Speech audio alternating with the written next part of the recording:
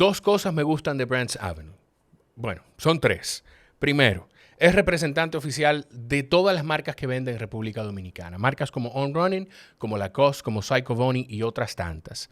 Segundo, te va a costar lo mismo que pedirlo por cualquier otro sitio web, incluyendo Amazon. Puedes visitar la página brandsavenue.com, que además tiene el inventario al día de todas las tiendas físicas. Bueno, son 2 tiendas físicas y en brandsavenuerd.com está al día el inventario. Lo pides hoy en la mañana y te va a llegar hoy mismo. Y tercero, lo más importante, es que Brands Avenue es quien presenta el episodio del día de hoy. Este episodio de este podcast llega gracias a Brands Avenue. Visítalos en brandsavenuerd.com y síguelos en Instagram como @brandsavenue.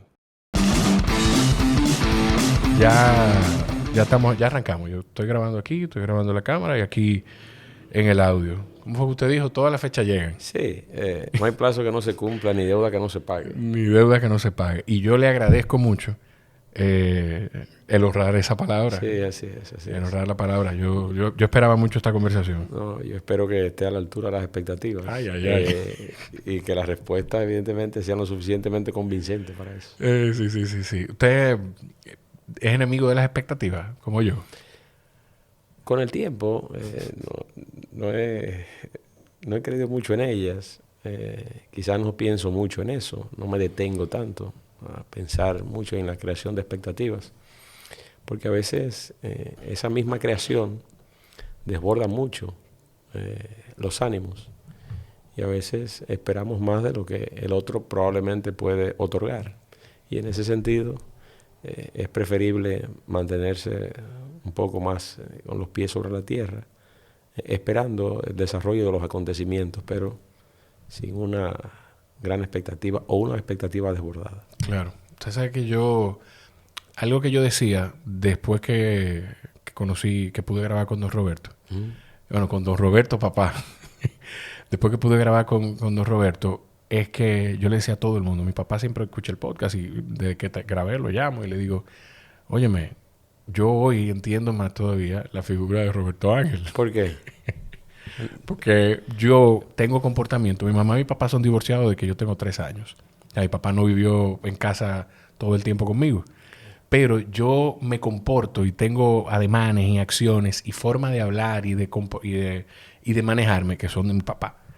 Entonces yo vi a Don Roberto. Es un tema genético. Y lo vi a usted. Sí, pero es un tema genético. Sí. Pero es en todo. Es la forma de hablar, bueno, o en gran cosa. Sí, hay varias cosas. De él he heredado en vida la capacidad para escribir. Quizás es uno de los ejercicios de mayor libertad que tengo en la vida y que me ha concedido una verdadera independencia para poder desarrollar mis actividades privadas. Creo que ese es un elemento fundamental. Y la disciplina.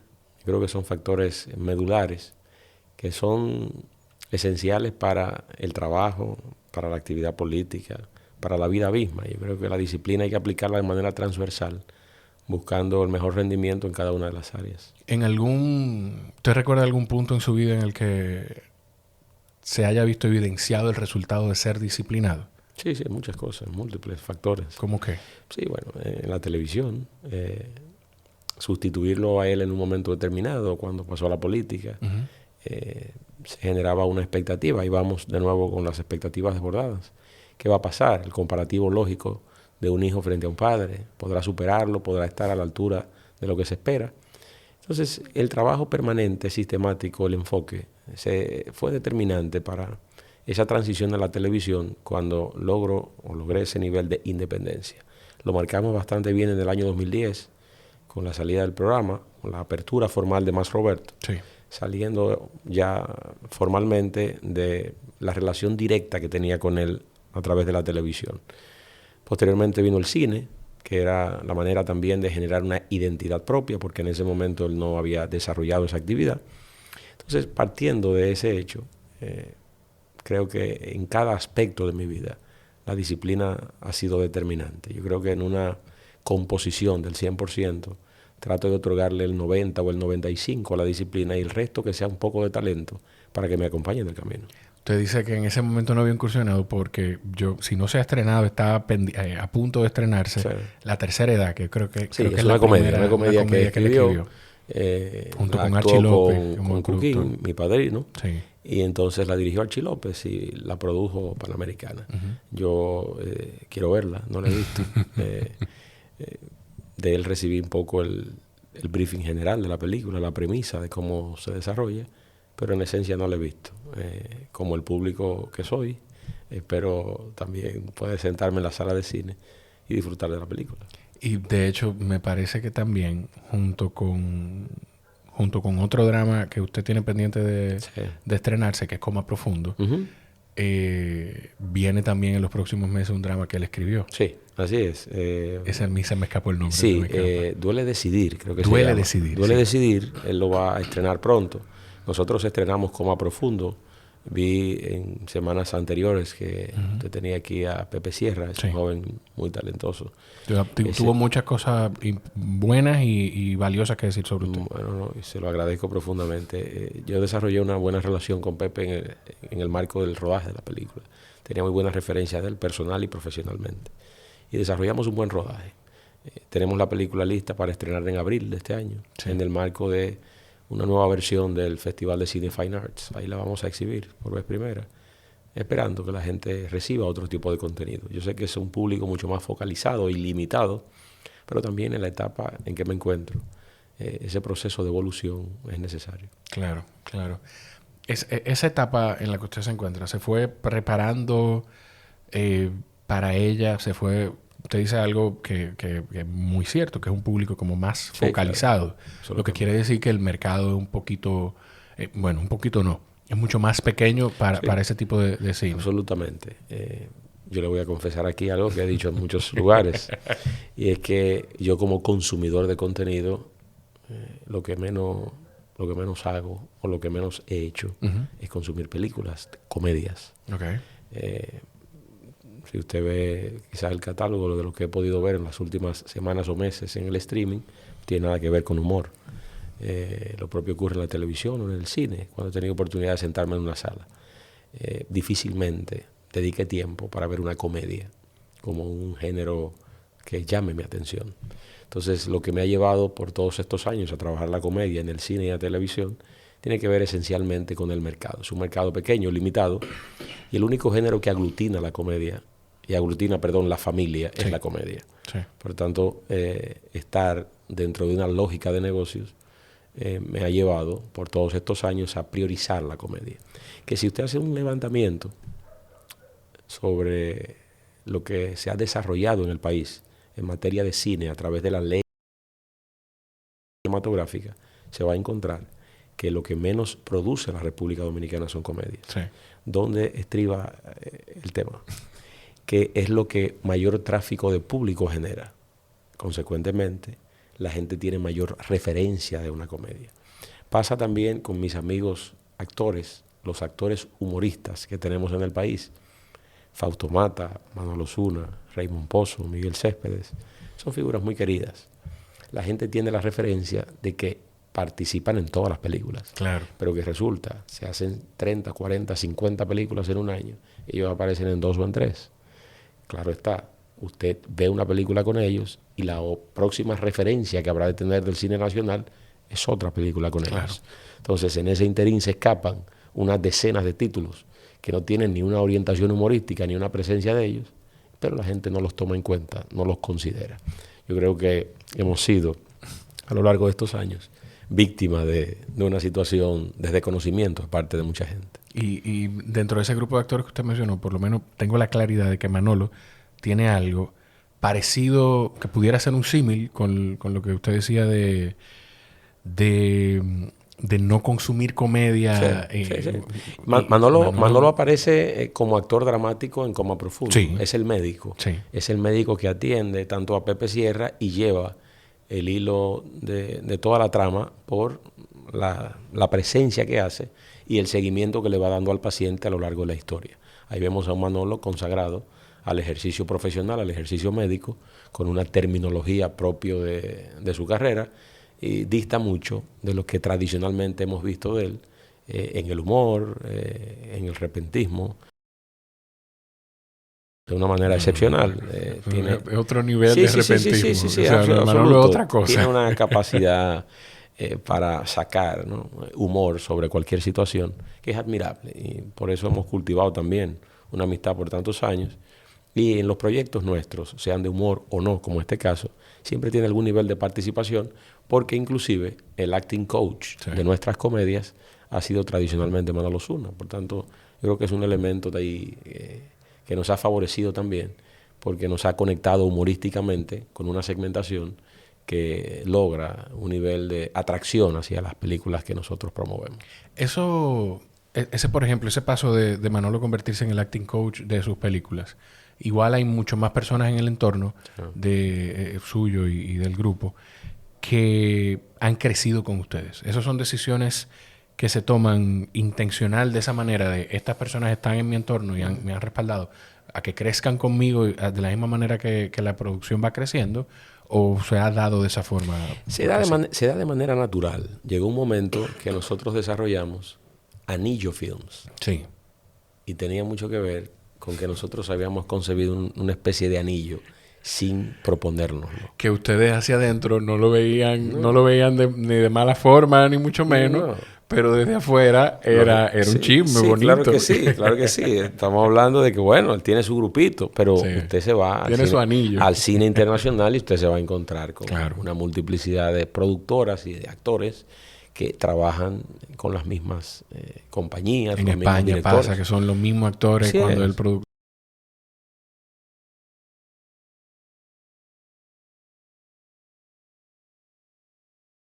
Directamente con nosotros. Y eso contribuyó también a que nuestros elencos tuvieran algún nivel de variedad. Y eso es lo que ocurre, y la gente podrá apreciarlo en coma profundo también, de que incorporamos a figuras no tradicionales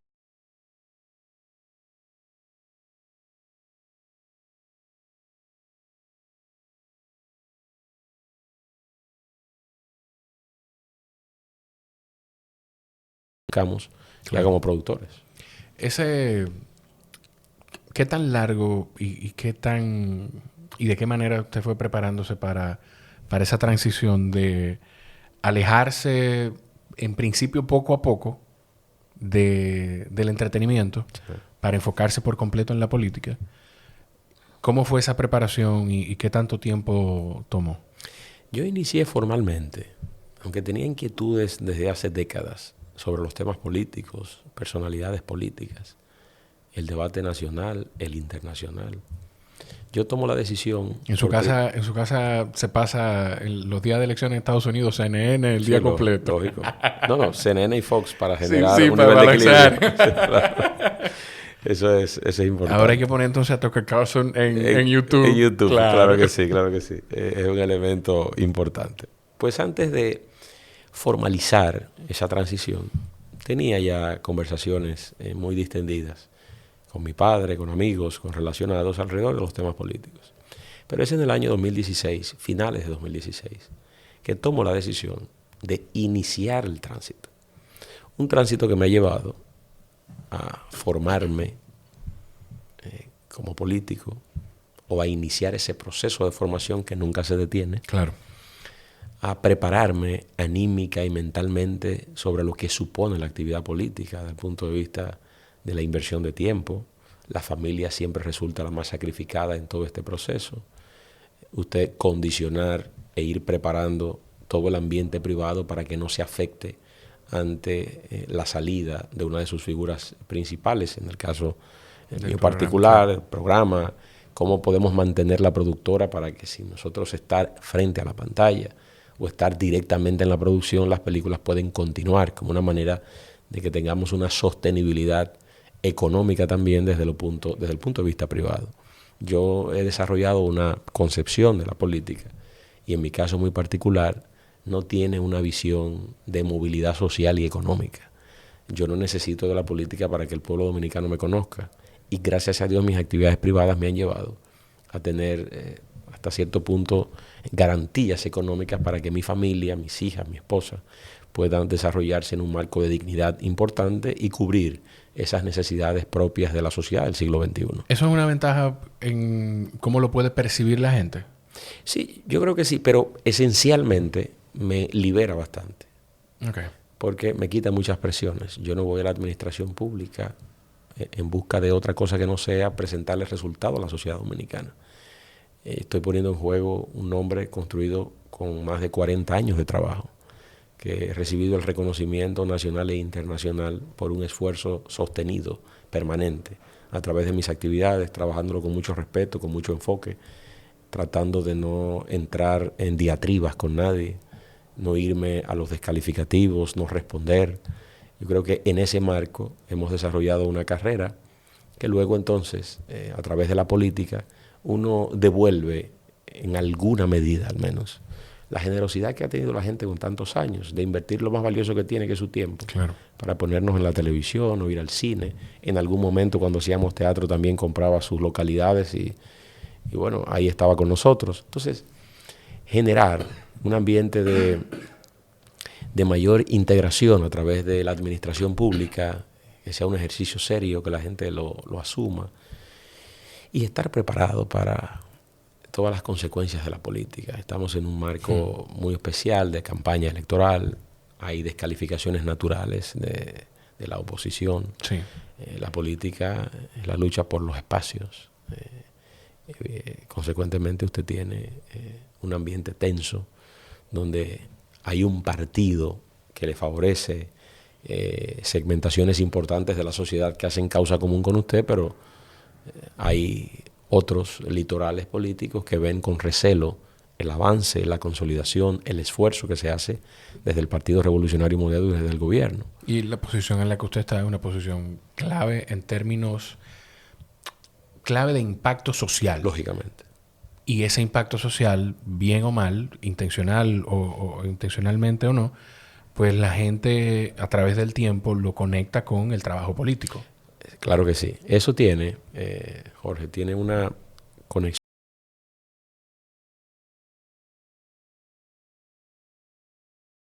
que avalan que como van las políticas sociales en los gobiernos, de una u otra manera, en países en vía de desarrollo como la República Dominicana, también está y se mueve la favorabilidad del mismo gobierno. Claro. Entonces, socialmente, el presidente y el gobierno han sido eficientes. Hemos logrado la reiteración, pero hemos logrado a lo largo de este tiempo un nivel de coordinación importante territorial. Hemos unificado criterios a lo largo de este tiempo de gobierno. Ya tenemos más de un año en los proyectos especiales y eso nos ha ayudado a poder contribuir de una u otra manera a la presentación de resultados con el presidente, acercarnos a las poblaciones más vulnerables del país, históricamente poblaciones que se han sentido marginadas por los gobiernos. Hay una deuda social acumulada, consolidada, que hemos tratado de revertir poco a poco, acercándonos a comunidades distantes y distintas, porque hemos tenido que hacer levantamientos socioeconómicos, por ejemplo, en las 5 provincias más pobres del país, para comenzar a desarrollar acciones puntuales. ¿Cuáles son esas? Elías Piña, Bauruco, Independencia, Monteplata y El Ceibo. Esas son las 5 provincias más pobres del país, tienen zonas muy vulnerables, con mucha precariedad. Nosotros estamos levantando ahora en Bánica, en Elías Piña, la primera plaza comunitaria para servicios sociales del gobierno. Me decía un señor, yo tuve que pagarle 200 pesos a un motor para que me llevara a un cajero a sacar 500.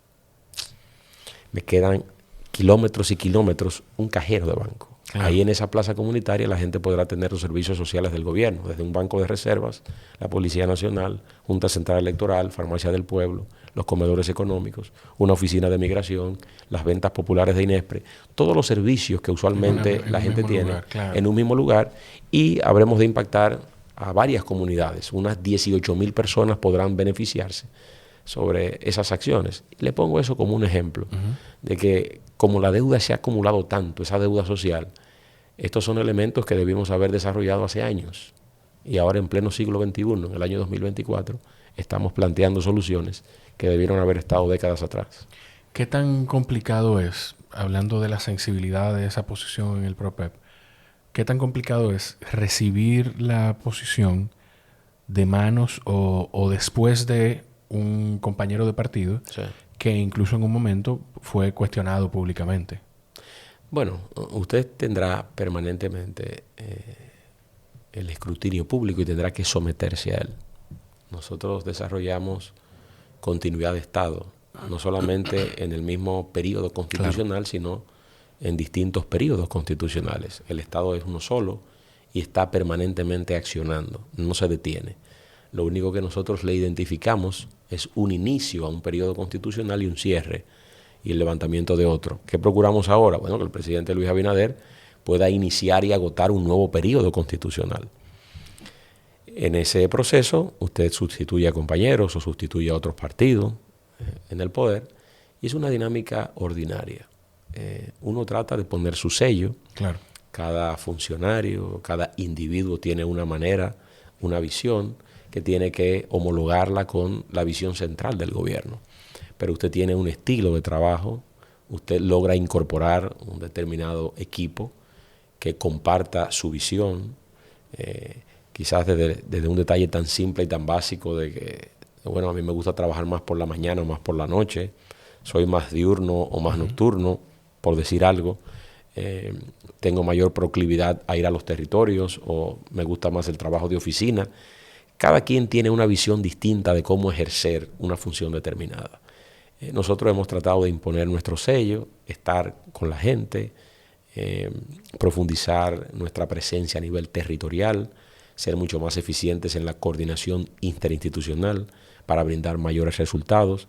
He tenido el privilegio de recorrer la República Dominicana en más de 5 ocasiones en un solo año, todo el territorio nacional. Son muchos kilómetros. Sí, son muchos kilómetros. Que en términos prácticos, Jorge, uno dice, bueno, el país es pequeño. Es el clásico minuto de cuando usted va a hacer una plancha. Hágame una plancha en un minuto. Sí, sí, sí. Ahí el minuto es eterno. Exacto. Entonces, usted dice, bueno, el país es pequeño, recórralo. Y usted se va a dar cuenta ahí que no es tan pequeño como lo podemos ver en un mapa. Sí. Cuando tomamos las carreteras, cuando vamos a distintas regiones, vemos el nivel de complejidad que todavía prevalece en la República Dominicana. De ahí la necesidad de que el gobierno del presidente Luis Abinader pueda agotar un nuevo periodo constitucional. Hay muchos temas pendientes. Yo creo que parte de esa solicitud que le hacemos formalmente al pueblo dominicano no es por un capricho, no es la búsqueda del poder por el poder, sino completar obras importantes. Yo creo que todos reconocen de una u otra manera que se limitó bastante el primer tiempo de este primer periodo con la llegada de la pandemia. Claro. Tener que enfocarse de manera esencial a proteger la salud del pueblo dominicano, una inversión superior a los 200.000 millones de pesos para mitigar los avances del virus, luego una ambiciosa campaña de vacunación, consumió mucho tiempo. Eso retrasó por unos meses esos grandes proyectos que se habían acariciado, que se habían consensuado y que se le había ofertado a la gente en el marco de la campaña de 2020. Creo que eso también en un nuevo periodo de gobierno podría completarse. Y Luis Abinader, que se proyecta como un presidente reformador, con gran vocación institucional, poder dejarle una impronta a la sociedad dominicana en 2 periodos consecutivos. Yo creo que es un esfuerzo en donde muchos compañeros y compañeras estamos involucrados y lo que vemos hasta el momento es que hay la posibilidad de ello. Una inmensa mayoría reconoce el esfuerzo del presidente Luis Abinader y lo evidencia en las encuestas. Usted mencionó el tema de la pandemia y cada vez que yo hablo con alguien, yo siempre he dicho que quien tenga la oportunidad de consumir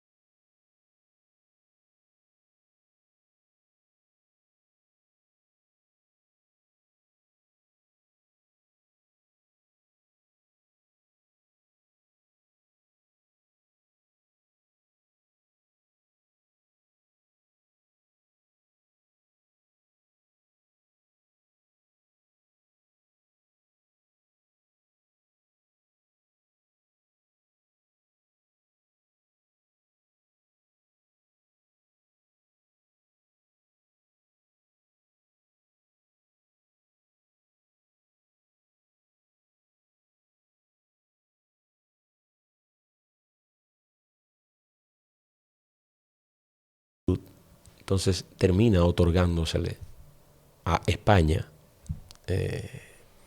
la gripe, ¿no? Okay. La gripe que comprometió la vida de miles de ciudadanos. Millones de personas en el mundo vieron su salud comprometida con esa pandemia. 100 años después, con todos los avances tecnológicos y con toda la disposición de información ilimitada que diariamente tenemos, no se pudo prever la consecución de la aparición de ese virus y la transformación en una calamidad de carácter global. Llegó la pandemia, generó un nivel de distorsión en la humanidad y el descreimiento de las principales potencias del mundo, comenzando por los Estados Unidos de Trump. Cuando una potencia como Estados Unidos es la primera que niega la existencia, niega la fuerza, niega el avance, niega la letalidad, niega a partir de esa realidad las implicaciones que eso podría tener, no solamente desde el punto de vista sanitario, sino desde el punto de vista de la implicación económica. Claro. Cierres de países completamente, usted tener que confinarse, usted tener que cerrar los aparatos productivos mundiales. Entonces, evidentemente, yo creo que la primera falla fue la de no identificar el nivel de magnitud y la debilidad para afrontar un problema de carácter global. No era un problema de carácter circunstancial que iba a ocurrir única y exclusivamente en una región del mundo. Claro. No pudimos o no debimos mantenerlos como el ébola, que es un virus confinado prácticamente a una región del mundo. No debimos haberlo planteado originalmente así, de que eso iba a quedarse en China, en Wuhan y ya. Cuando eso comenzó a avanzar, comenzó el desplazamiento de un país a otro, y aunque comenzaron las restricciones, yo creo que cualquier acción de carácter global que se pretenda en el mundo a espaldas de Estados Unidos será una acción incompleta. Claro. Su presencia, su hegemonía, su nivel de influencia planetaria es determinante para cualquier acción. Le guste a usted el modelo norteamericano o no le guste. Esa es una realidad que nos va dando de frente. Popularmente han dicho que si le da un resfriado a Estados Unidos es lo equivalente a una bronquitis a cualquier área del mundo, Sí. por el nivel que ha tenido Estados Unidos de preponderancia. Y eso, que el dominio se ha ido cediendo, porque si nos remontamos a la época de la Segunda Guerra Mundial, el plan de reconstrucción de Europa a finales de los años 40 e inicio de los años 50, con el gobierno de Eisenhower, el 50% de la riqueza mundial era controlada por Estados Unidos. Ahora ha mermado esa presencia, pero sigue siendo un factor determinante en la suerte de la humanidad. Entonces yo creo que el elemento fundamental de no haber desarrollado una política dirigida de protección o de prevención ante lo que pudiese ocurrir, que en efecto terminó ocurriendo, fueron los detalles más significativos y que más comprometieron la salud de millones de personas en el mundo. Llevándolo a la realidad dominicana, yo creo que a pesar de esas circunstancias, nosotros actuamos de manera diligente y resuelta el tema de la pandemia. Luis Abinader y su gobierno fue el primero que habló de una tercera dosis, donde muchos esperaban todavía las respuestas en otros países del mundo y había una especie de descreimiento de que las autoridades dominicanas se adelantaran a las grandes potencias mundiales, que terminaron dándole la razón a la República Dominicana. La gestión ágil, rápida, oportuna de las autoridades dominicanas para la obtención de las vacunas nos colocó en un sitial de privilegio en un momento de angustia. Fuimos de los países en Latinoamérica que más rápido tuvo a disposición una cantidad importante de vacunas. Eso contribuyó a mitigar el avance del virus, contribuyó a una dinamización de la economía, a una apertura, a un relanzamiento económico de la República Dominicana a la mayor brevedad posible frente a países más grandes y más desarrollados que nosotros. Y yo creo que eso valió la pena. Y creo que como punto fundamental, que queda como evidencia todo lo que he narrado, el presidente Luis Abinader, en el mes de mayo de 2022, atendió una invitación de la Organización Mundial de la Salud en Ginebra, Suiza, donde explicó cómo había gestionado la pandemia y se convirtió en una especie de referente nacional e internacional, Claro. siendo reconocido ampliamente por la manera en que se abordó. Yo creo que los dominicanos, de una u otra manera, debemos sentirnos satisfechos por el manejo, porque hubo una integración no solamente oficial, pública, de las autoridades, sino hubo una incorporación seria, firme, decidida del sector privado. Jugó un rol determinante en todo este acoplamiento que era necesario, toda esta integración para hacerle frente a una gran amenaza que se cernía sobre el pueblo dominicano y sobre el mundo. Además de don Roberto, ¿usted buscó alguna referencia o tiene alguna referencia de alguien que haya salido del entretenimiento a la política y que haya sido exitoso? Sí, hay muchos casos. Hay muchos casos. Hay 2 casos puntuales. Yo soy un admirador de la política norteamericana. Y yo creo que en algún momento usted me permita que podamos profundizar en eso. Yo le tengo preguntas de eso adelante, claro. Mire, que sí. Uno de los grandes referentes de la política norteamericana definitivamente es Ronald Reagan, Sí.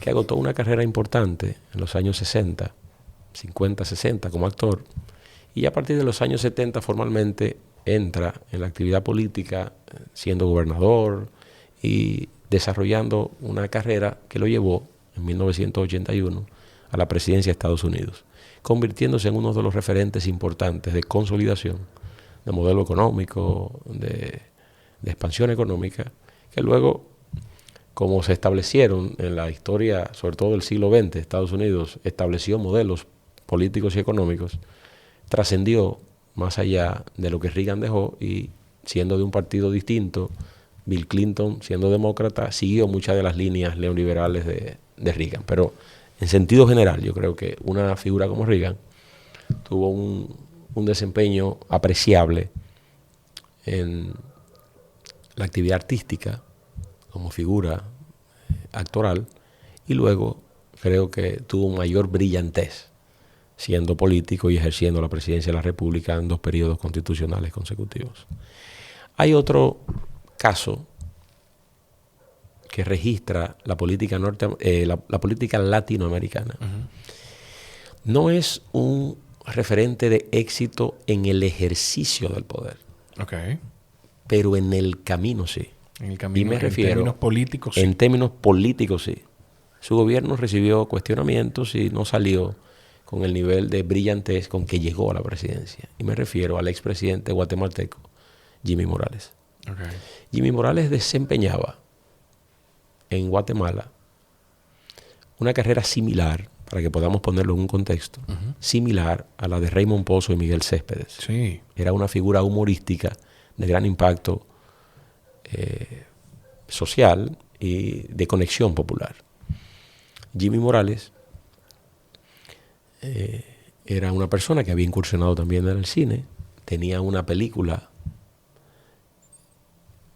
con vocación humorística, pero asociado al tema de la política, si fuera presidente o ambientado en un esquema político. Pero hay más de un caso así. Sí, presidente de Ucrania por igual. Exacto. Pero me refiero en un caso ya más tropical, para acercarlo más a la gente. Y Jimmy Morales desarrolló en el año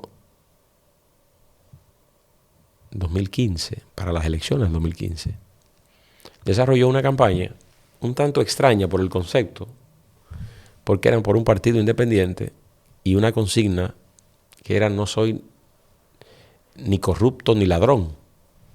A veces la gente entendía, bueno, entonces es lo mismo, y él lo está hasta cierto punto repitiendo, pero la concepción era ni corrupto ni ladrón. Claro. Y sobre el modelo anticorrupción montó una campaña que al principio, cuando se hacían los sondeos, Jimmy Morales aparecía en esa clasificación de otros. No tenía marcaje, porque venía de una unidad muy limitada. Yo necesito ser un poquito más ácido, porque yo tengo un amigo, estoy de hecho en el grupo de patrones de Piano Podcast, yo no sé si usted lo ha consumido, y eso que usted dijo, Julio Pelichone, habría dicho más o menos como marcaba Guillermo Moreno en un momento. Bueno, pero no. En el caso, pero- en el caso pero de- no. no, pero en el caso del doctor Moreno, ha tenido un marcaje constante a lo largo de los años. Aquí era menos de un punto. Fe se llamaba la película. Podría ser. Ah, no, esta es de... No, lo que pasa es que he bajado la cabeza ahí tecleando en el iPad porque estoy buscando la película Sí, de Jimmy Morales. yo no sé el título exacto, pero debe aparecer La por bu- ahí. la buscamos Jimmy por ahí. Morales. Pero bien, le decía. Entonces, bajo ese criterio, comenzó a avanzar en las encuestas. Clasificó en la primera vuelta y ganó en el balotaje con cerca del 70% de los votos. Wow. Entonces, llegó al gobierno, desarrolló un ejercicio y a partir de esa realidad, Jimmy asume la presidencia, ¿no? Ya el ejercicio en la presidencia es distinto, ya hubo una vinculación con su hermano Sí. en situaciones o asociadas a corrupción y terminaron manchando la gestión. Pero me refiero a una figura que sale del litoral de entretenimiento y va a la actividad política. Claro está, Jorge.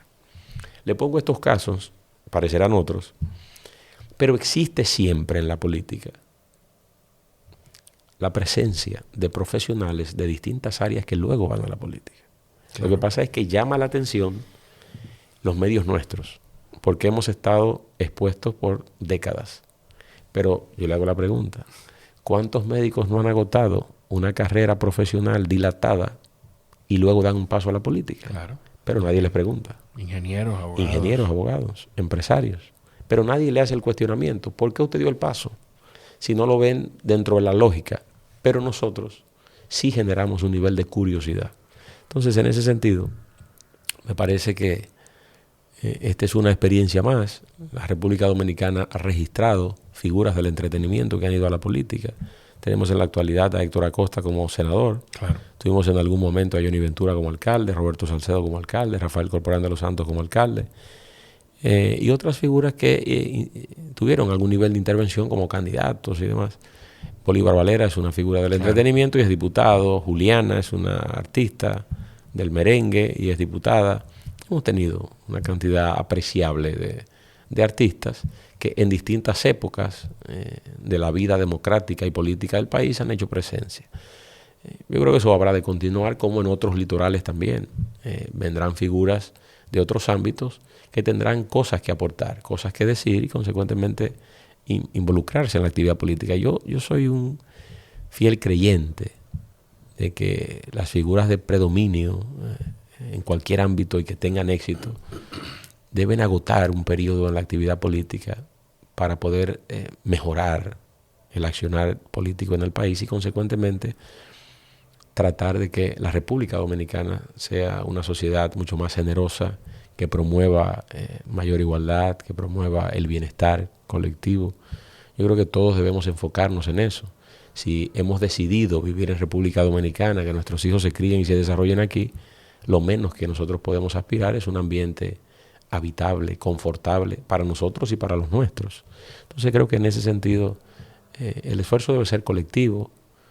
No es una tarea de un solo hombre o de una sola mujer. Yo creo que la colectividad juega un rol fundamental para la consolidación de un modelo que persista en el tiempo, que permita movilidad social y económica, y creo que de eso se trata. Mencionamos al doctor Moreno, o yo lo mencioné en un momento.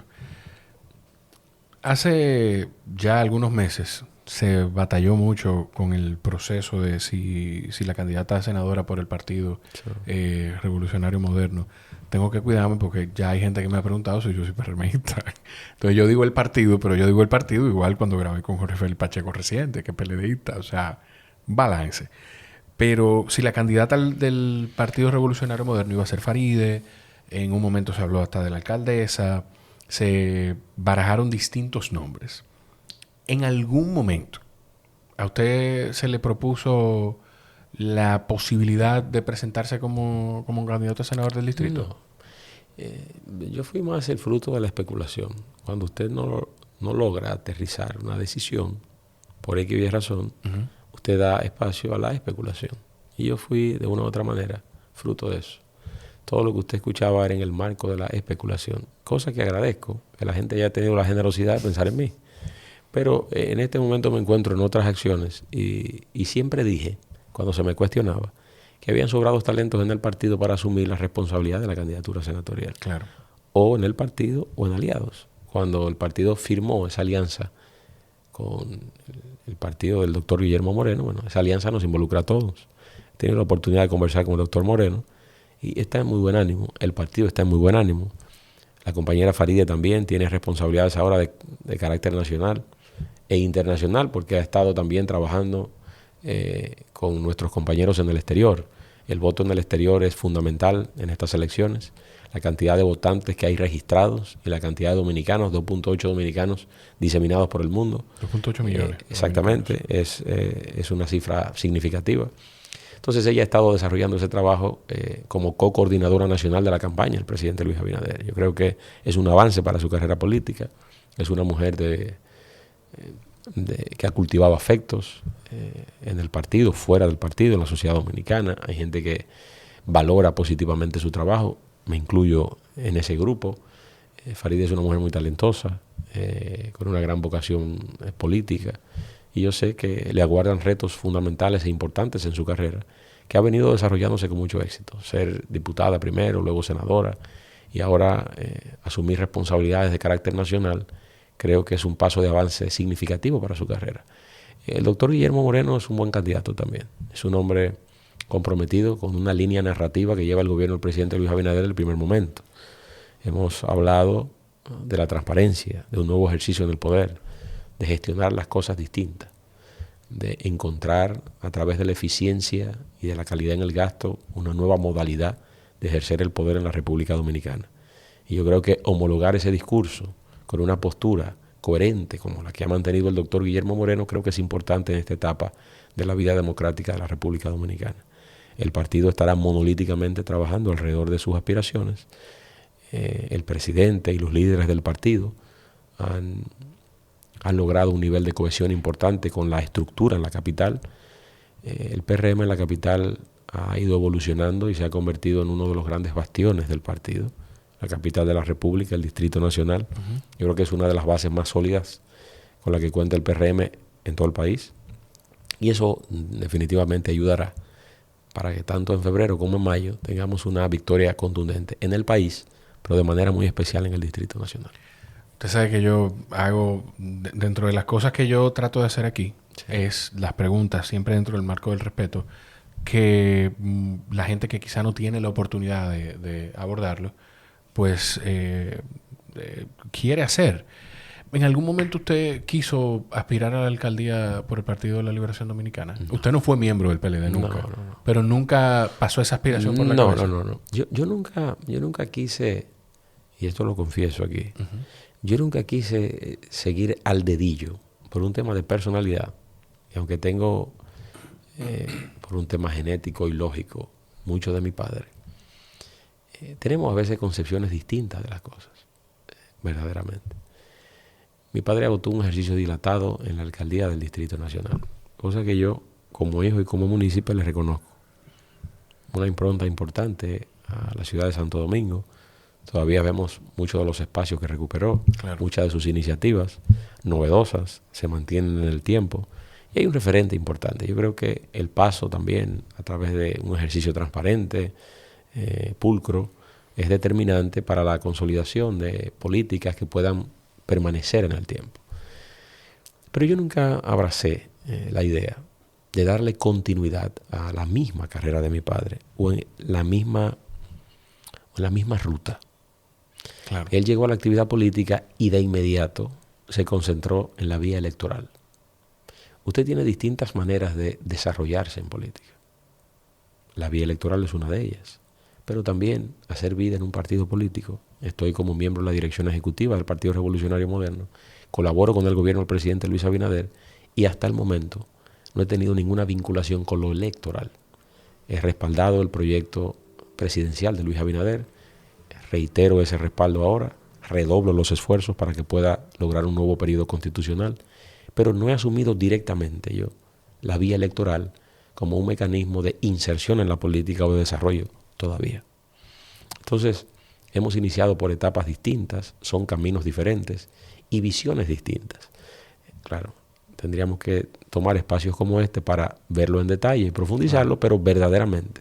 Así como actué en el cine, entendiendo que era un elemento que no iba a ser comparativo entre nosotros, porque él no había trabajado la cinematografía en el país, también iniciar la política desde un ambiente y una perspectiva distinta me da también algún nivel de tranquilidad donde no hay una comparación odiosa de inmediato.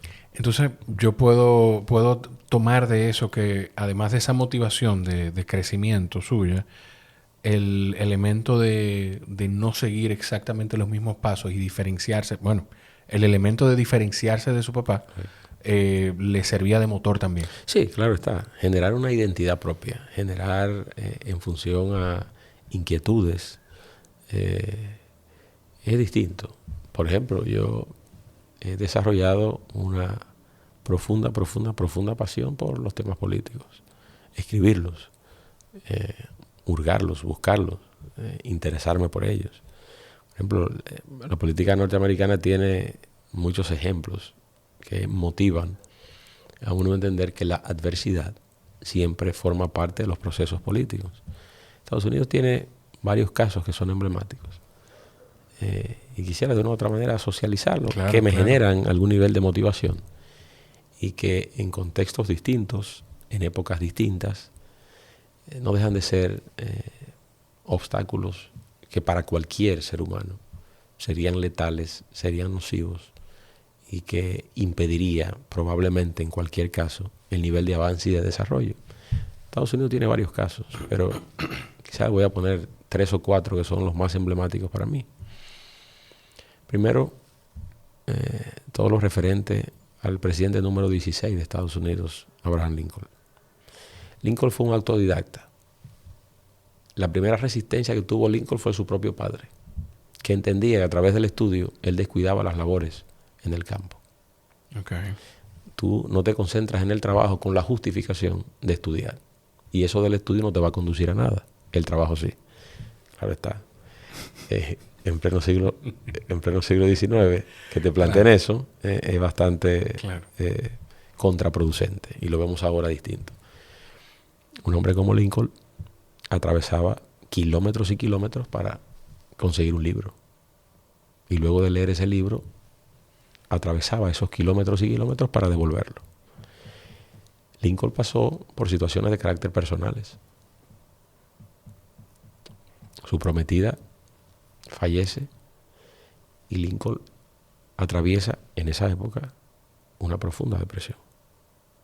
Usted reponerse en un contexto, no ahora, donde hay ayuda profesional, donde hay elementos tecnológicos. El estigma es muchísimo menor. Mucho menor. Usted estar o sentirse derrotado, no encontrarle sentido a su vida por el hecho de una situación tan desafortunada, usted insistir en múltiples derrotas, yo creo que es una figura a admirar. Y luego de usted reponerse de eventos desafortunados, hacerse a través de su propio esfuerzo abogado, ser una figura prominente y llegar a través de la convención del 1860 a la candidatura republicana en la época y llegar en 1861 y convertirse en el presidente número 16 de Estados Unidos, creo que es un elemento fundamental. Claro. Otro caso de estudio, Teddy Roosevelt, finales del siglo XIX, principios del XX. Teddy Roosevelt tuvo eventos muy desafortunados. Desde los 21 años, la pérdida de su padre. Pero perdió en fracciones de horas a su esposa y su madre. En la misma casa, en distintas habitaciones. Wow. Usted sobreponerse a esa situación, quedándose sin su madre y sin su esposa en la crianza de una niña y tener una labor en esa época como legislador en el estado de Nueva York, genera o generó en su momento situaciones. Pero desde el punto de vista personal, desde niño sufría de asma. Hablamos de que no se disponía del conocimiento médico en la época para afrontar el tema. Las conclusiones de la época, que se han mantenido por mucho tiempo, tienen que ver con practicar deporte, con caminar al aire libre, tener ese tipo de conexión, y eso lo llevó a restablecerse, a sobrepasar todas las crisis desde el punto de vista emocional y a través del ejercicio hacerse una figura mucho más fuerte. Y las circunstancias lo fueron llevando hasta convertirse en el presidente número 26 de Estados Unidos. Hay otros casos.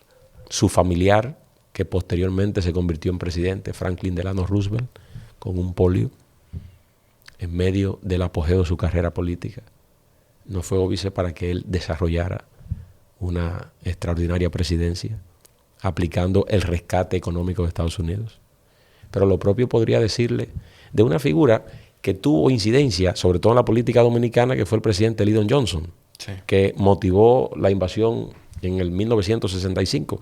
Pero Lyndon Johnson era una figura que había hecho todos los esfuerzos por llegar a la presidencia de Estados Unidos, se había imposibilitado, y el último gran esfuerzo fue que un candidato mucho más joven y vigoroso, como John F. Kennedy, le termina ganando una convención. En ese esquema y en ese concepto, afrontó muchas situaciones desde el punto de vista de salud. Era un hombre con serios problemas del corazón y su familia tenía antecedentes cardíacos. Y tuvo que sobrepasar situaciones como esa. Cuando nosotros vemos, Jorge, eventos tan desafortunados en la vida de tanta gente que logra reponerse, yo creo que son de los valores fundamentales para aplicar la disciplina. Y vuelvo al punto original de la conversación.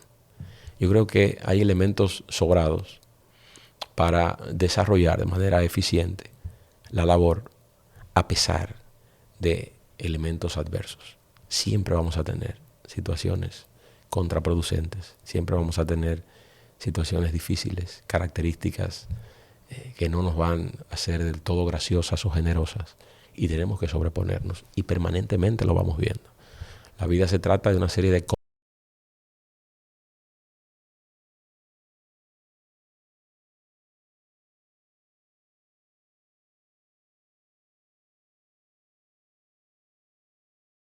amor que he desarrollado por el estudio. Yo confieso aquí que en el colegio nunca fui el mejor estudiante. La imposición siempre me generó algún nivel de resistencia. Claro. Usted tiene que leerse ese libro obligatoriamente. ¿Pero por qué? Usted tiene que completar esta tarea. ¿Pero por qué? Ahora busco otro.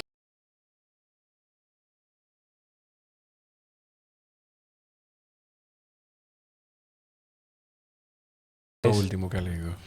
Estoy leyendo. Estoy leyendo en este momento. Sí, porque el lector habitual no deja de leer. No, exactamente. Estoy leyendo en los actuales momentos. Es El sabor amargo de la victoria. El sabor amargo de la victoria. La victoria. ¿De quién Eso es? trata, Lara Figgles, creo que se llama. Eso trata sobre las consecuencias antes, durante y después de la Alemania nazi.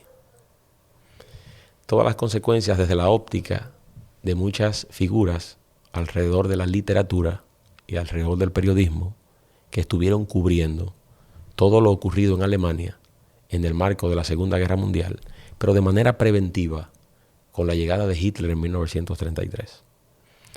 Ahí hace una referencia sobre el premio Nobel Thomas Mann, que es nacionalizado norteamericano, pero que era oriundo de Alemania.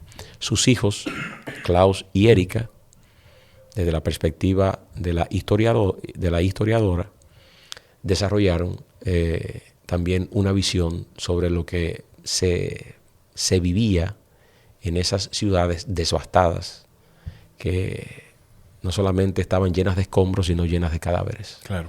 Y en ese ambiente desolador, el proceso, no solamente con la llegada nazi, con la llegada de Hitler al gobierno en esa época, sino la consolidación de todo lo que constituyeron esos 12 años de ejercicio de Hitler y la posterior reconstrucción con los países aliados, la llegada de Konrad Adenauer como el primer ministro posterior a todo ese proceso y el nivel de reconversión, el Plan Marshall de 1947, procurando la participación y la integración de Estados Unidos con los países aliados, y alrededor de ese tema. También, en este momento leo la historia olvidada del liberalismo. La historia olvidada del liberalismo. El liberalismo.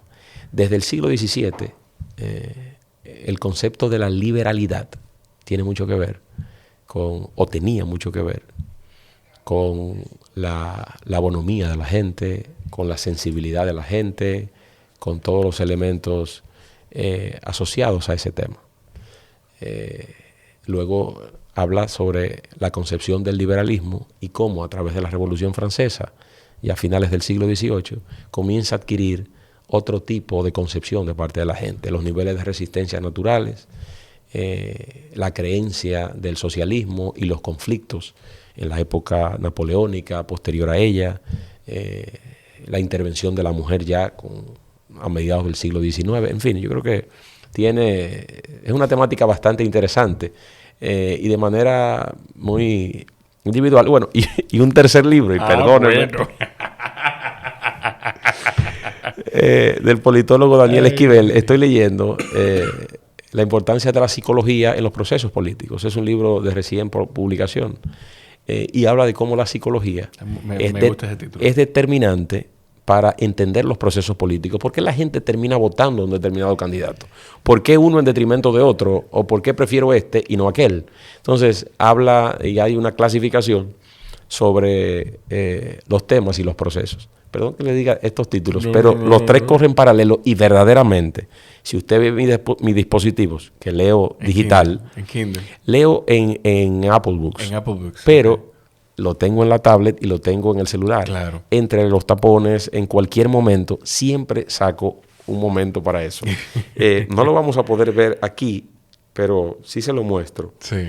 Para que vean. Miren cómo aquí yo voy leyendo al mismo tiempo 3 o 4 textos. Pero le enseña, ahí que le sí, enseña el momento. 3 o 4, por ejemplo, aquí tengo la historia olvidada del liberalismo. Okay.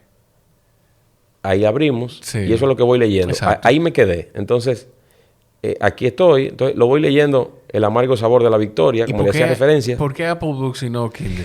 Bueno, como está asociado a la propia estructura del iPhone okay. o del iPad, me resultaba mucho más cómodo a nivel de notificaciones, a nivel de integración propio ahí.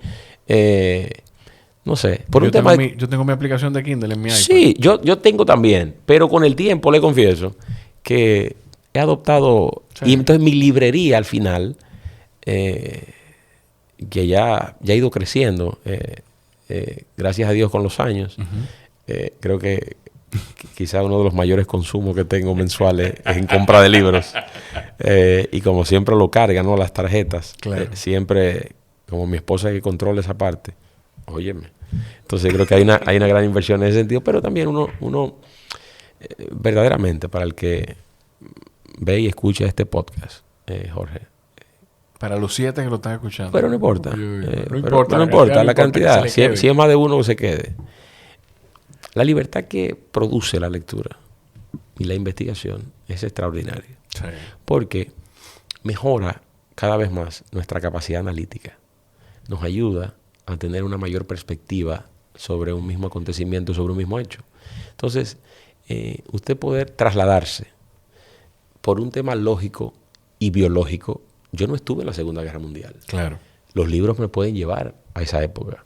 O me puede remontar a la época de las luchas de las 13 colonias, por ejemplo, en el siglo XVIII. O hablar de cualquier evento en la historia dominicana. Por ejemplo, la lucha de independencia. Sí. O qué pasó en esos años de ocupación norteamericana a principios del siglo XX. O qué pasó en el gobierno de Horacio Vázquez. O qué pasó en ese periodo tan tortuoso de los 31 años de dictadura trujillista. O qué ocurrió en la República Dominicana con la vuelta a la democracia y el efímero gobierno de Bosch. O sea, cada una de las épocas, ¿no?, del país o fuera, genera un nivel de es como si nos pudiéramos transportar, pero a través de la lectura. Los libros te llevan a una época donde en muchos casos no sabemos la historia y hay distintas perspectivas de un mismo hecho, pero permite que uno tenga una mayor apertura mental, mayor capacidad analítica para cada uno de los hechos y ver que acciones que se produjeron en un momento determinado tendrían la capacidad de reproducirse décadas o siglos después. Que aquí nos pasa con quien lee sobre la historia de la República Dominicana, se da cuenta que el ego individual, eso es redundante, pero el ego de algunas personas, de algunos actores, nos ha hecho repetirnos constantemente. Sí, hay un joven norteamericano llamado Ryan Holiday. No, pero Pérez. Ryan Holiday tiene... Mire. Sí. ¿Qué dice ahí? Sí, lo entiendo. Sí, estoicismo. Sí, le iba a preguntar. Sí. Le iba a preguntar por eso. Ryan Holiday tiene un libro muy interesante llamado... Lástima que usted no toma. Un libro llamado El ego es el enemigo. El ego es el enemigo, uno de mis títulos favoritos. Y verdaderamente, Jorge, el ego es el enemigo. Si usted no tiene posibilidad de controlar el ego, usted tendrá muchas actuaciones desafortunadas en la vida. Porque es usted perder el control sobre sus actuaciones.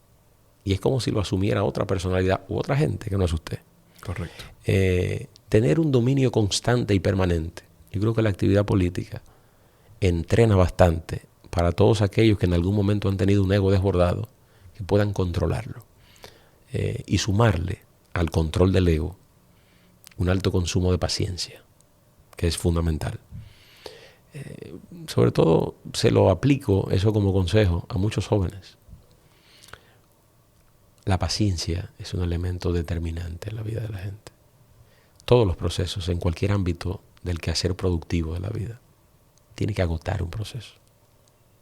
Usted va a poner un negocio, usted no puede pretender que aperturó el negocio hoy y ya mañana en la tarde usted va a tener resultados. Claro. Las cosas tienen que madurarse. Usted mismo. Todo el ser humano nace, pero no se puede valer por sí mismo. Lleva un proceso evolutivo el ser humano, hasta que tiene conciencia y tiene la capacidad motora para, por sí mismo, desarrollarse e iniciar sus propias cosas. Entonces, en ese sentido, estoy con usted. Yo creo que el ego ha sido determinante para los elementos desafortunados que como historia hemos tenido. Hay épocas donde lastimosamente no hemos actuado de la mejor manera, y yo creo que esa falta de rigor ha permeado a muchos de nuestros líderes y consecuentemente han contribuido a épocas desafortunadas para la suerte de la República Dominicana. Claro, yo con la lectura, yo decía en un momento que yo hace mucho leía, pero mentira, yo me di cuenta después que mucho más joven, yo decía que leía porque era cool y uno parecía interesante. Pero después que conecté con el hábito de lectura, me di cuenta que no todo el mundo tiene el nivel de retención que maneja mucha gente. Pero sí son semillas que se van sembrando que en el momento menos esperado surge una idea o surge la habilidad de poder participar en una conversación con alguien o de poder aportar en una conversación o en un ejercicio, y uno no entiende a veces de dónde viene, pero eso viene de esa semilla que se sembró, de un libro que quizás hace 2 años uno leyó y no recuerda. Yo no me acuerdo de qué trata ese libro, pero eso está ahí. Sí. Eso está ahí. Con los libros, después de leerlo en digital, ¿usted lo compra físico alguno? No.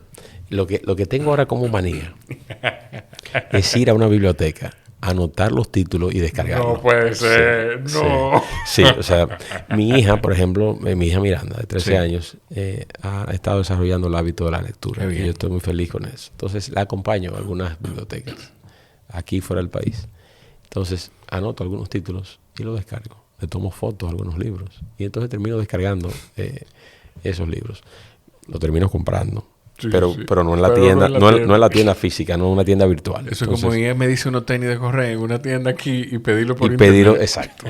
Es algo parecido. Que de hecho, debo decir que el que utiliza tenis On para correr están en Brands Avenue, que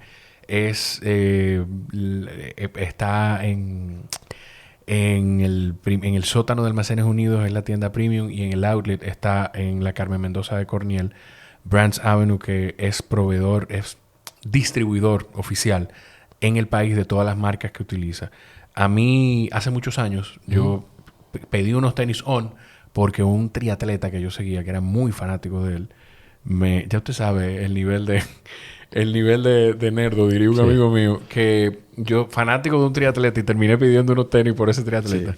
Eran los On. y se han vuelto un hit aquí. Se han popularizado. No, y es parte entonces del kit. Sí, una cosa increíble. Es parte de... algunos dicen en la política, dicen que es parte del kit del servidor público en campaña, el PRM. Sí. Sí. Camisa blanca, unos tenijón y la gorra del presidente. Sí, yo trato de cambiar un poco los colores de las camisas para que no se vea lo mismo. Pero uno trata de tener algún nivel de identidad. Yo le decía de lo de los libros físicos, porque a mí lo que me pasa es que yo hago, que no es nada práctico ni eficiente, pero yo hago un doble gasto, porque yo lo pido online y si termino leyéndolo y me gusta, y es un libro que verdaderamente me gusta, yo lo pido físico después. Yo lo compro físico. ¿Pero por qué? En este ambiente ya, pues no lo ve, pero cuando yo grababa, donde grababa antes, yo tenía algunos de mis libros detrás, los tenía en un estante al lado de donde se sentaba el invitado. Quizá hasta como un trofeo personal, pero también provoca conversación. Usted llega a un lugar y encuentra unos libros, probablemente usted va a mirar qué libros son y quizás a través de uno de esos libros conectamos. Eso sí. Yo tengo que para conectarme o buscar la tablet o buscar un dispositivo. Me pasó, recuerdo en una oficina de un amigo, encontré un libro, ya salió la segunda parte, son los libros de Santiago Posteguillo sobre Julio César. Wow.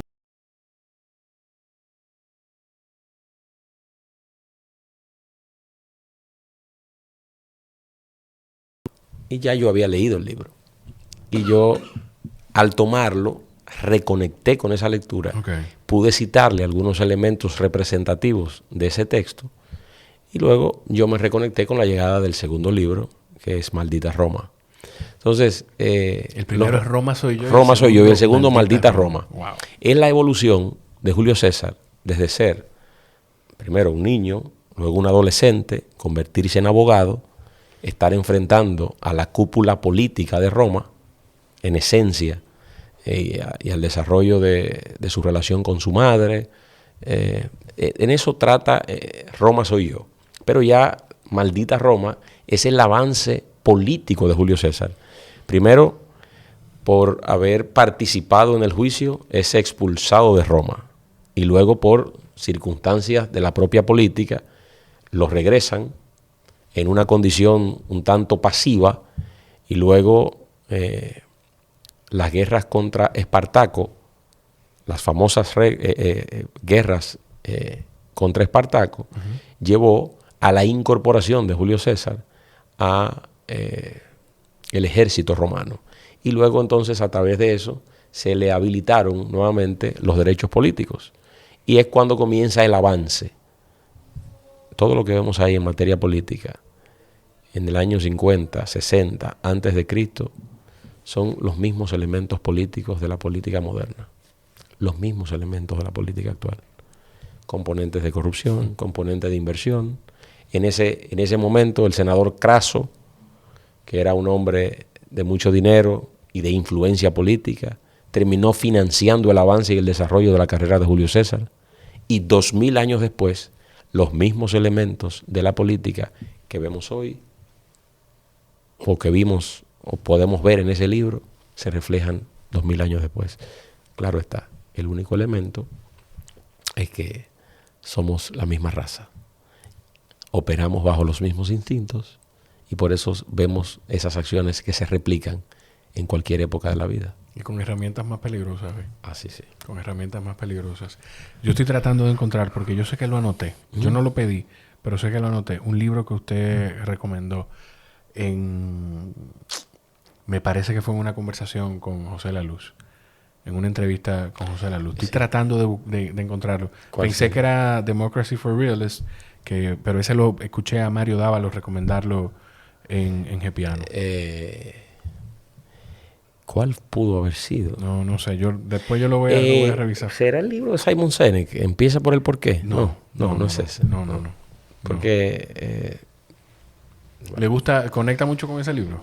Sí, lo que pasa es que uno que llega a los medios y habla de la política, La política tiene que tener una orientación, tiene que tener una base conceptual.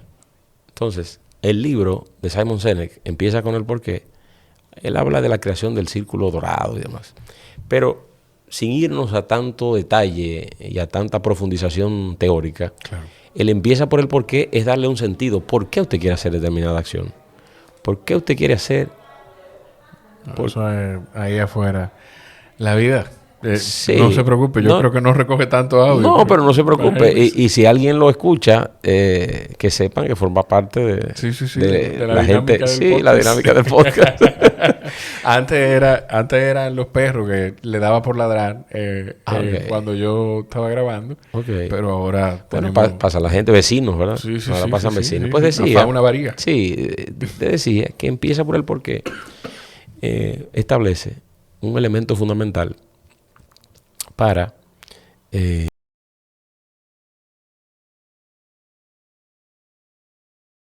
debe tener un porqué, debe tener una razón. Claro. Yo llego a la actividad política, pero el porqué, ¿qué me mueve estar aquí? ¿Qué hago con eso? El presidente Mauricio Macri publicó un libro el pasado año que es el para qué. Todos debemos tener un para qué. ¿Para qué vamos a hacer determinada cosa? ¿Qué usted busca con eso? En la concepción del para qué, desde su participación en la actividad privada, heredando los negocios de su padre, o lo que hacía siendo presidente del Boca Juniors, hasta llegar a la alcaldía o a la alcaldía de Buenos Aires y luego a la presidencia. Todo ese proceso era sobre su para qué. Entonces, entre el para qué y el por qué son elementos importantes porque terminan revistiéndole al ser humano de una concepción fundamental yo he llegado a la actividad política con un objetivo. Por esto. ¿Cuál es el porqué suyo en la actividad política? El porqué esencialmente es el servicio. Es entender que a través de la actividad política usted puede mejorar la vida de la gente. Usted puede mejorar esa condición. Estoy en el área social ahora y eso me permite tocar a una familia, por ejemplo, de escasos recursos, que históricamente se había sentido marginada, muy al margen de todos los procesos alrededor de los gobiernos y alrededor de la dinámica social y económica. Lograr, por ejemplo, que en el seno de una familia vulnerable uno de sus miembros pueda formarse a través de los incentivos que nosotros tenemos con alianzas estratégicas, y lo he citado en muchas ocasiones con el ITELA, por ejemplo. El 90% de todo joven que completa uno de sus círculos formativos tiene una propensión a conseguir un buen trabajo, un buen empleo. En el seno de una familia, que logramos que alguien pueda formarse en tecnología,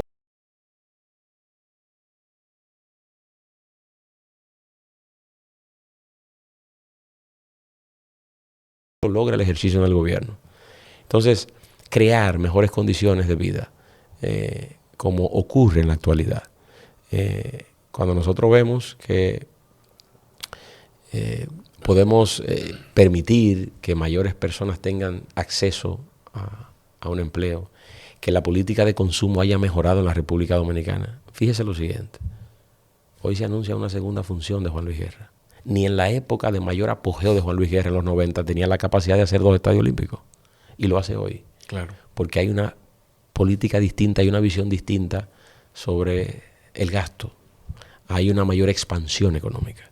Hay una mayor visión. La generación que está ahora tiene mayor proclividad a eso. Hay una dinámica económica también en el país que lo sustenta. Le pongo esos ejemplos para que podamos ver cómo se contribuye a través de un ejercicio eficiente de gobierno a que la dinámica económica pueda ser un factor importante de movilidad social. Entonces yo creo que en ese elemento, ese es uno de los porqués tan significativos.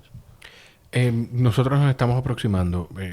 Este episodio va a salir la próxima semana. La próxima semana yo voy a sacar, bueno, ya la semana que está saliendo este episodio van a salir 2 episodios porque son conversaciones que, humildemente lo digo, pues pudieran tener algún impacto dentro del desempeño de candidatos de distintos partidos. La conversación previa a esta, o que le sigue a esta, no sé cómo van a salir, es con Jorge Félix Pacheco, que es candidato a regidor por el PLD. Y evidentemente usted también está visitando medios yo lo voy a utilizar este término, como un arma de campaña para promover la gestión del presidente y el proceso de la continuidad y el establecimiento de gobiernos municipales del Partido Revolucionario Moderno. Sí, pero tengo que reconocer que hemos hablado aquí ampliamente de todo, ¿verdad? Sí.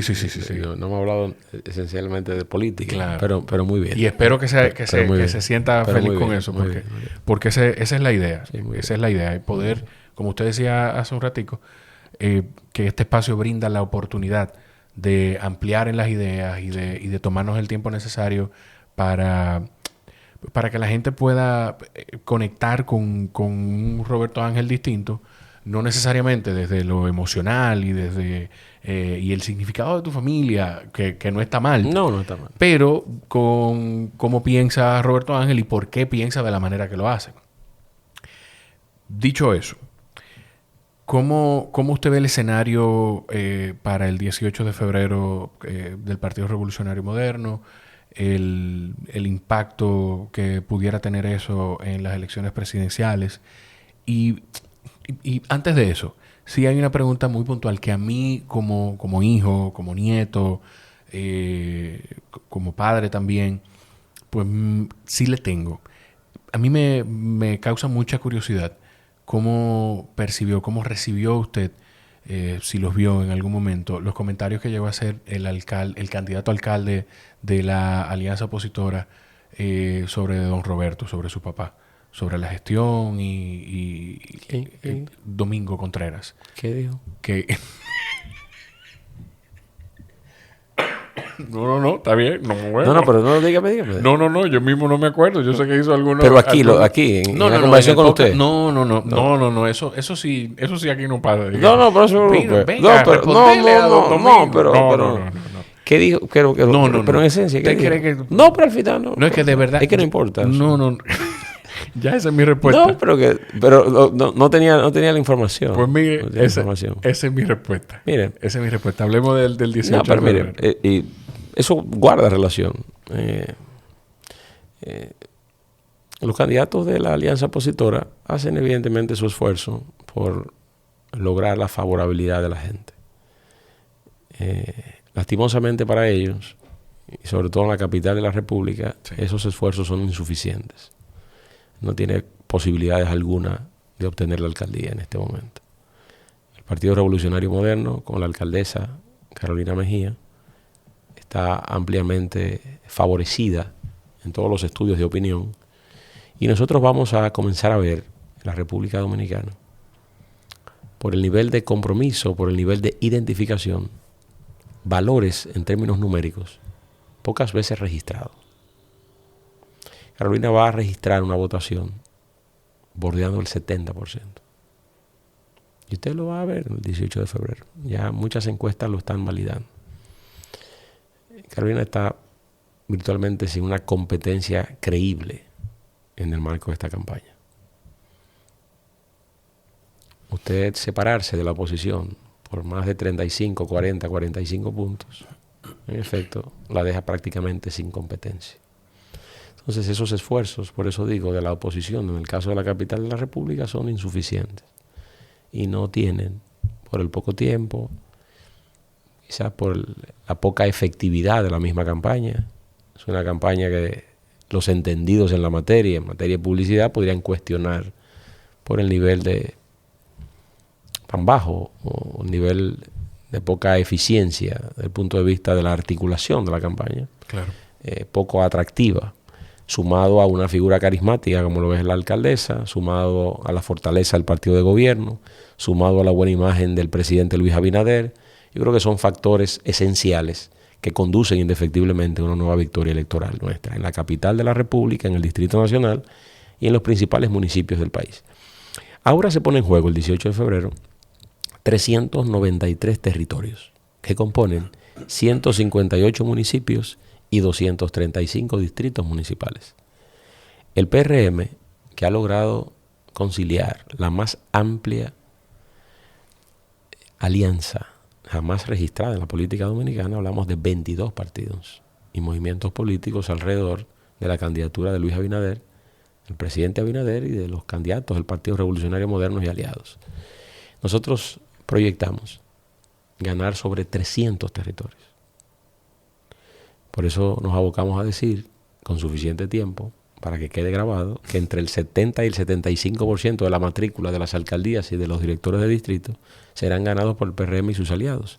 Y que la verdadera alianza es la que nosotros tenemos con el pueblo dominicano, que es la verdaderamente la grande. Hay algo, y perdón que lo interrumpa, porque precisamente por esa declaración, hay algo que ha sido una narrativa de la oposición también, y yo conecto eso con la narrativa del partido de los candidatos oficialistas sobre la cantidad de alcaldes.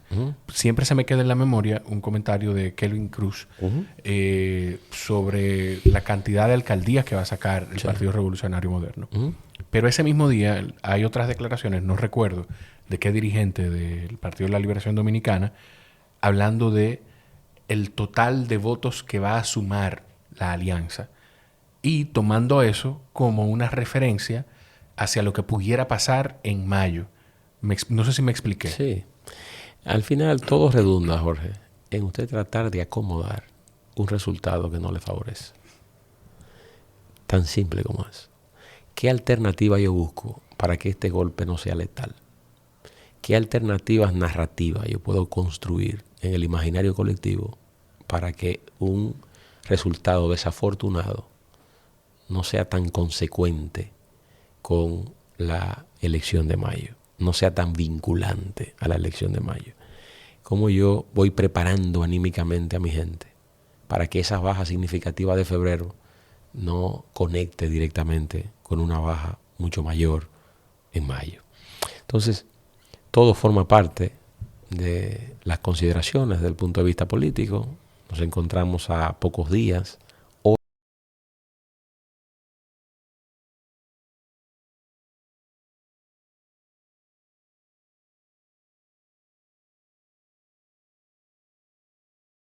Es un gran reto para el organismo de elecciones porque está articulando distintas boletas electorales por la cantidad de municipios y distritos municipales. Son boletas diferentes, impresiones distintas, una multiplicidad de colegios electorales muy significativo. En fin, es el proceso más complejo con el que tendrá que gestionar la Junta Central Electoral. Ya lo de mayo es mucho más fácil. Tienes los candidatos presidenciales, tienes candidatos a senadores en las distintas provincias y los diputados, pero no tienes que segmentar tanto las boletas como con las municipales.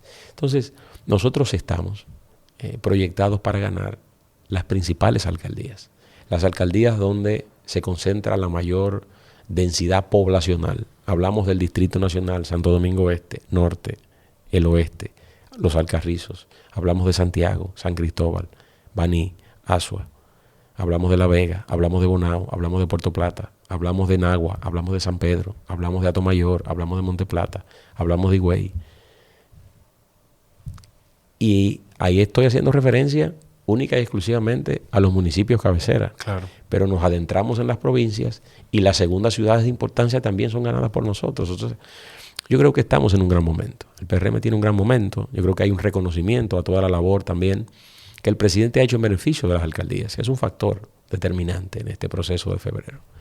El presidente no solamente ha transferido miles de millones de pesos a los gobiernos locales, sino que le ha acompañado desde el punto de vista técnico y logístico para que los gobiernos locales puedan fortalecerse y que puedan dar, consecuentemente, mayores resultados a la municipalidad. Cuando usted va a una provincia, la principal autoridad de ese territorio es el alcalde. Claro. El acceso primario se tiene con el alcalde. Por consiguiente, todo el esfuerzo que se puede hacer en materia de fortalecimiento institucional a esos gobiernos locales que tienen tanto acceso a la comunidad, pues yo creo que también redunda en un mejoramiento en los servicios y en la dinámica política y social de esos lugares. Eso ha contribuido significativamente a que hoy tengamos una ascendencia también a nivel de la municipalidad y que Luis Abinader representa mucho de ese esfuerzo. Por eso, al salir con los alcaldes, hay un nivel de integración y de compactación de esta estructura poderosa del PRM. Usted mencionó Santo Domingo Norte y más temprano hablábamos de esos casos internacionales y locales, de gente que sale del entretenimiento. Ahí está Betty Jerónimo. Ahí está Betty Jerónimo y tiene carreras políticas exitosas.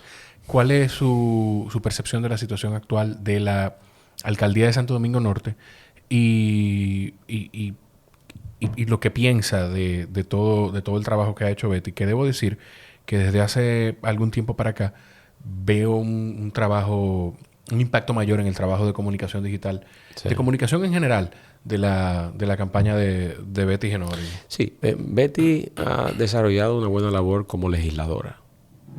Actualmente es diputada por esa demarcación. Hoy por hoy tiene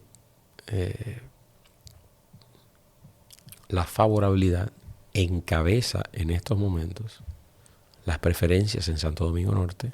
Hemos logrado un nivel de integración importante, no solamente entre otros aspirantes que han pasado a apoyarla, sino también una reconfiguración del partido como base fundamental que sostiene esas aspiraciones.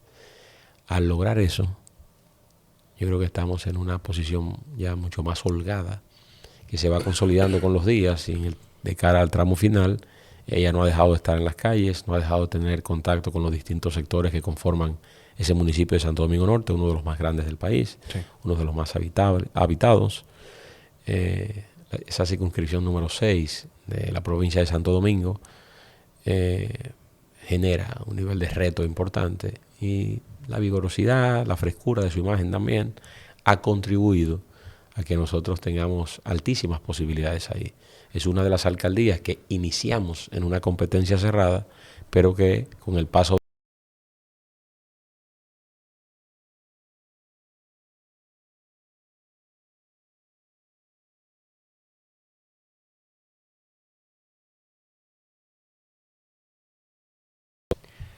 con todo este proceso, yo hay cosas aquí que tengo anotadas que no quiero que se me vayan a quedar. Bueno, no era esto, pero esto yo no quiero dejarlo. En algún momento, en la conversación, estábamos hablando de entrar a la actividad política a través de un partido, perdón. Que esto es difícil, porque esto es una conversación, pero son muchas cosas. Ahí mismo en el grupo de Gepiano me habían puesto la pregunta de a qué usted... la pregunta para que me hicieran. Sí, no, porque yo le dije a la gente del grupo de Patreon de Gepiano, son 100 y pico de personas que hay, les digo, miren, voy a entrevistar o voy a conversar con Roberto Ángel Salcedo. ¿Tienen alguna pregunta? Evidentemente hay preguntas dentro de un grupo de WhatsApp que quedan ahí, que se van a quedar ahí en el grupo de WhatsApp. Pero hay una que sí me llamó la atención, y estoy seguro que le llama la atención a mucha gente, es sobre su ascenso y su entrada al Partido Revolucionario Moderno, y de inmediato entrar a la dirección ejecutiva. ¿A qué usted entiende que obedece eso, ese crecimiento dentro del partido? Bueno, le agradezco infinitamente a Luis Abinader, al presidente Abinader, y a los líderes del partido por brindarme la oportunidad de estar en el máximo organismo de dirección. El presidente ha desarrollado una visión desde el gobierno que de una u otra manera ha tratado de llevarla también al partido, y es de fusionar el nuevo talento con el talento experimentado, con las figuras tradicionales del partido.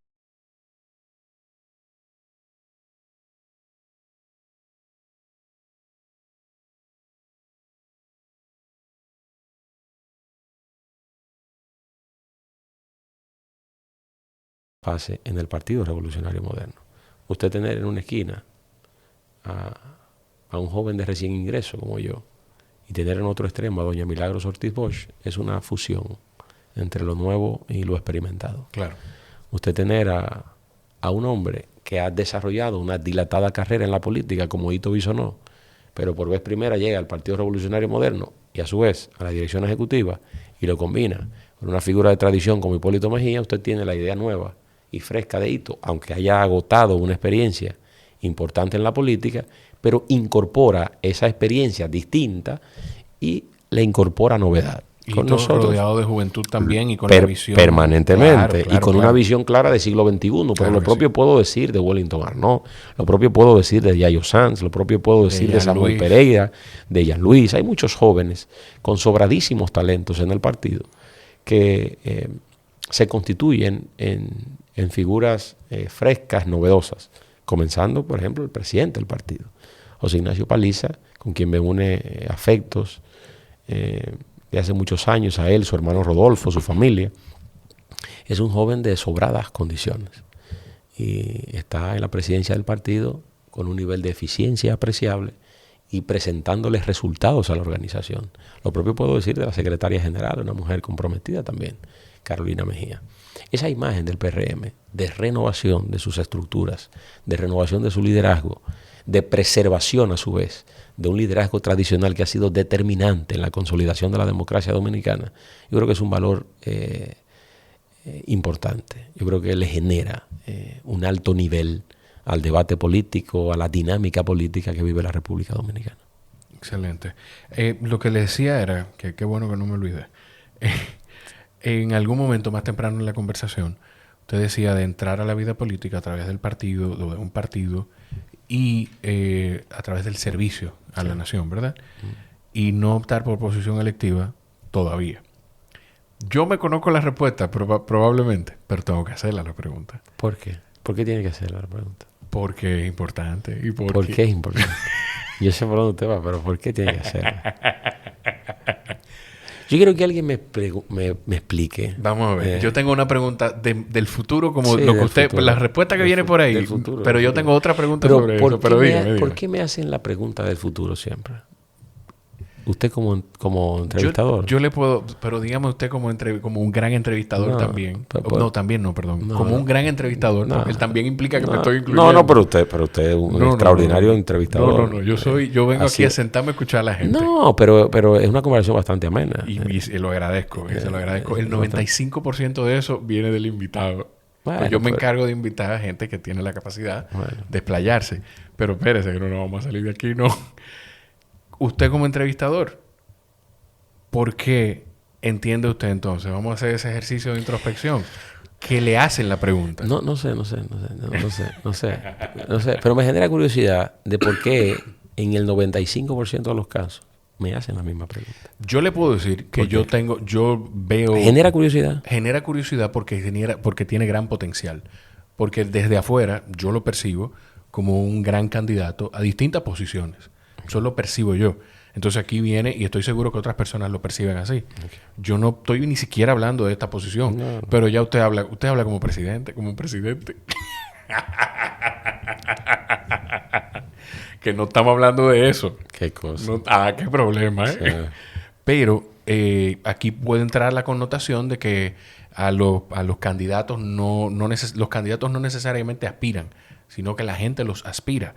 Yo siempre he tenido la creencia de que todo aquel que pasa por ese proceso de aspirar a la presidencia tendría necesariamente que encontrarse, no necesariamente en su entorno. Que yo no hablaba, mi pregunta no venía por entorno a la presidencia. Pero está bien, pero yo le voy a responder todo eso.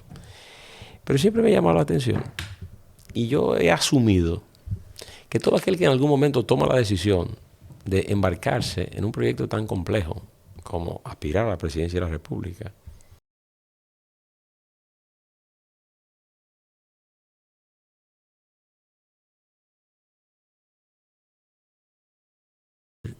no de un entorno que al final puede ir acomodando circunstancias, sino que alguien de manera desinteresada y abstracta, ¿no?, vea algún elemento y que en algún momento pueda decir, mire, Jorge puede ser en algún momento.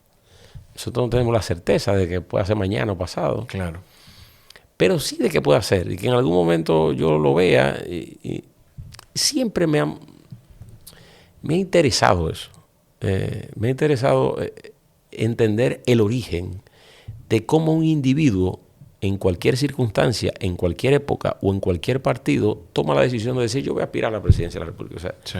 ¿Qué ocurre en ese día? ¿Qué ocurre en ese cerebro? En ese cerebro, y cuando usted toma la determinación de decir, ahora es, o yo tengo que hacerlo, ¿qué pasa por su mente? Y si esa motivación vino de ese círculo cercano de esa persona, sí, que probablemente, bueno, sí, en la mayoría de los casos, depende incluso hasta económicamente de ese ente principal, y no de una persona que está desde afuera y de manera objetiva, siendo capaz de decir, esta persona tiene todo el potencial para ser presidente de la República. Lo entiendo. Mira, a mí me ha llamado poderosamente la atención eso siempre, porque hemos tenido muchos proyectos fallidos y la política ha observado muchos proyectos desafortunados, partiendo del hecho de que una sociedad, y vuelvo a Estados Unidos, como Estados Unidos, que ha desarrollado a través de su historia un nivel de estabilidad, un nivel de libertad y de fortalecimiento institucional apreciable, solamente 46 individuos en su historia han ocupado la presidencia.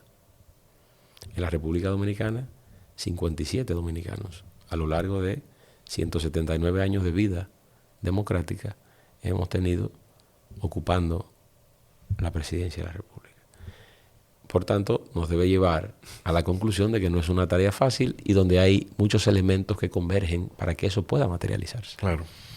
Pero y esa es otra discusión. La pregunta sobre el futuro, digamos. La pregunta sobre el futuro. Yo, de nuevo, tengo que hacerla. En algún momento, ahora, después de toda esta conversación, me ha llenado de cuestionamiento de realmente, ¿por qué hay que hacerla? Está bien. Pero me desarmó. ¿A qué se ve usted aspirando en el futuro? ¿Desde dónde? Vamos a hacerlo de otra forma. ¿Desde qué posición electiva usted entiende que puede aportar más y seguir persiguiendo ese porqué? Mire,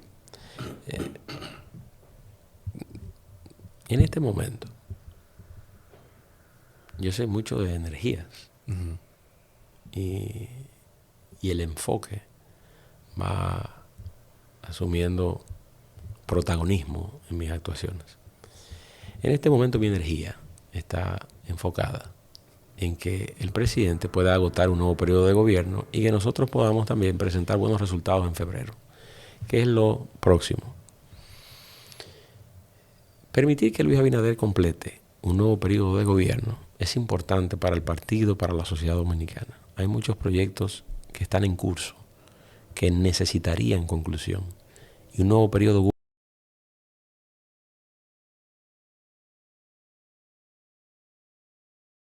competencias y de las calidades de Luis Abinader para que agote un ciclo político en la presidencia.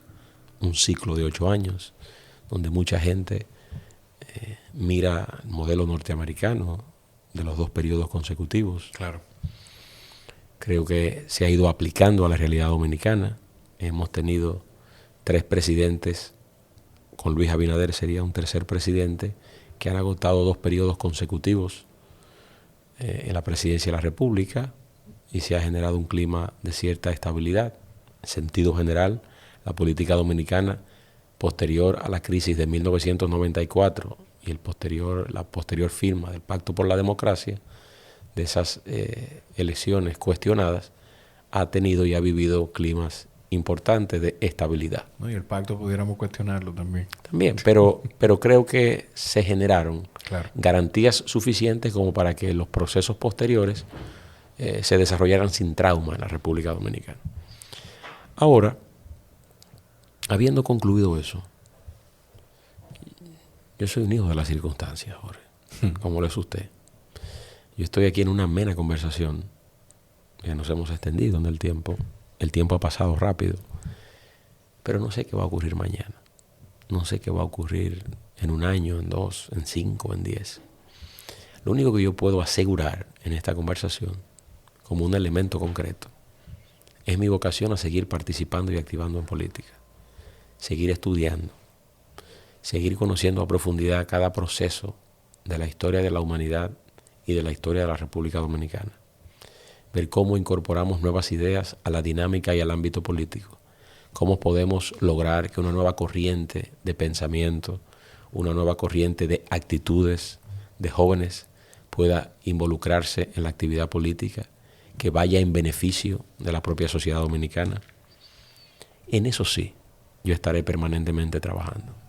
La evolución en una carrera política depende de muchos factores que en este momento no controlo. Controlo un poco las cosas que pienso, controlo medianamente algunas cosas que puedo hacer, pero ya pasos más trascendentes, las circunstancias también tendrían que favorecer, tendrían que presentarse. Yo lo que siempre estaré para las oportunidades es preparado. Sería muy lastimoso que la oportunidad toque su puerta y usted no esté lo suficientemente preparado como para recibirla y actuar en consecuencia. Yo creo que usted tiene que estar listo, tiene que estar preparado para todo lo que pueda depararle el futuro. Pero voy a dejarle, en esencia, la respuesta abierta para que mañana no quieran sacarme un corte de esta entrevista con una respuesta que probablemente no se corresponda con la verdad. Creo que si la dejo abierta, soy mucho más consecuente con usted. Primero conmigo, luego con usted y luego con los amables televidentes y los que escuchan este podcast. Yo creo que es lo más significativo. Y es una respuesta honesta y transparente. Sí, que es a lo que yo aspiro. Sí, porque al final pueden pasar muchas inquietudes. Concretamente, ¿qué yo quiero, Jorge? Avanzar en la actividad política. Avanzar, tener un espacio en la política. Yo creo que es legítimo. Yo no lastimo a nadie con eso. Poder tener cada vez más el reconocimiento de mis compañeros de partido en cualquier punto del país.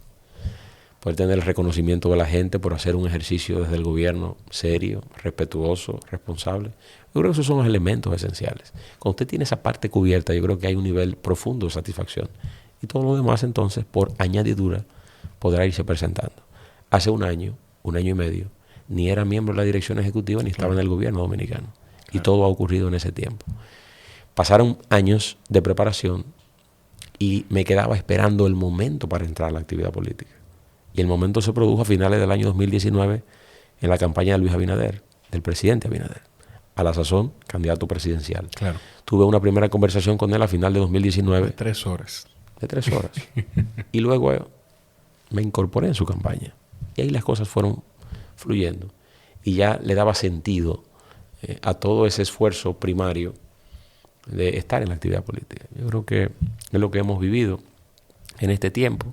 Agradecido de Dios. Por eso hay que hacer ejercicio para no sentirse siempre lo mejor, la mejor salud posible. Preparado, claro. Y preparado en ese aspecto. Pero en esencia, la política es muy rica.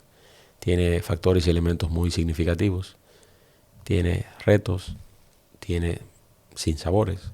Pero creo que es una mezcla de la vida misma. Don Roberto, esta semana que estamos grabando, yo empecé el lunes un proyecto de radio en 100.1, se llama The Breakfast Show. Uh-huh. Y ahí recientemente hablamos porque usted hace esto, trabaja en otro sitio. Yo hago de todo. Yo hago de todo. La comida de mi hijo hay que buscarla. Sí, lógicamente así es. Porque usted hace televisión, hace política, películas. Sí. Un poco de todo. Es así. Y ahí hablamos de la pregunta que le hizo un periodista al presidente Abinader. Y esto es una pregunta que es en serio que la hago. ¿Usted cree, ya para terminar, ¿usted cree que hay vida fuera del planeta Tierra? Yo no me he detenido, Jorge. Mira que es la primera vez que me hacen esa pregunta. Yo no me he detenido y quizás el estudio no me ha llevado a ese tipo de cosas. A veces aparecen uno que otro reportaje con una que otra evidencia. Yo le prometería en un nuevo episodio, si tengo el privilegio de volver. Yo espero tenerlo aquí. Si tengo el privilegio, tengo el privilegio de volver. Esta invitación está extendida ya. Quizás que no estemos en campaña, que podamos incluso extendernos más en el tema de política de Estados Unidos, en ejercicio, lectura y demás. Sí. Pero queda pendiente. Me pareció muy cómica la pregunta, por eso generó en el presidente un nivel de reacción bastante explosiva y natural. Claro. Pero bien, forma parte del folclore también, de lo que vemos en la República Dominicana. Nos quedaban pendientes también temas de deporte. Yo soy un escogidista que he estado sufriendo estos años. Y lo grande es que ustedes los escogidistas que lo dicen públicamente. Yo lo digo. Tengo esa vinculación con el equipo. En la primera década del año 2000 ganamos algunos títulos. Sí. Hubo una especie de comeback del escogido. En los últimos años se ha visto muy comprometido el equipo. No ha tenido el nivel de coordinación o el nivel de efectividad que sus fanáticos hemos querido. Pero bueno, es parte del proceso. Le agradezco muchísimo la disposición, el tiempo y el seguimiento también, porque cualquiera pensaría que el seguimiento fue solo mío para que se diera la conversación. Yo tenía este pendiente, tenía este compromiso. Le auguro, Jorge, muchos éxitos. Usted tiene la capacidad de sacar de la conversación aspectos importantes. No recuerdo, aunque hay elementos coincidentes, porque he estado hablando de las elecciones municipales, pero hay muchos factores y muchos elementos que por primera vez creo que lo he proyectado. Cosas que me gustan, que llaman mi atención, que solo en una conversación con estas características y con su nivel lo he podido contar. Un honor. Lo mejor que pueden hacer si les llegaron hasta aquí, evidentemente les gustó el episodio, la conversación, lo mejor que pueden hacer es cada vez que lo compartan, etiqueten a don Roberto en su cuenta de Instagram. Es Roberto A. Salcedo. No, Roberto Ángel 01. Roberto Ángel 01, sí. En Roberto Ángel 01 y compártanlo etiquetándolo. Y si quieren ir todavía un poco más allá, pueden ir a patreon.com/Jorge Chalhub y respaldar el crecimiento de este espacio. Gracias por estar ahí, los quiero mucho, nos escuchamos en la próxima. Bye bye.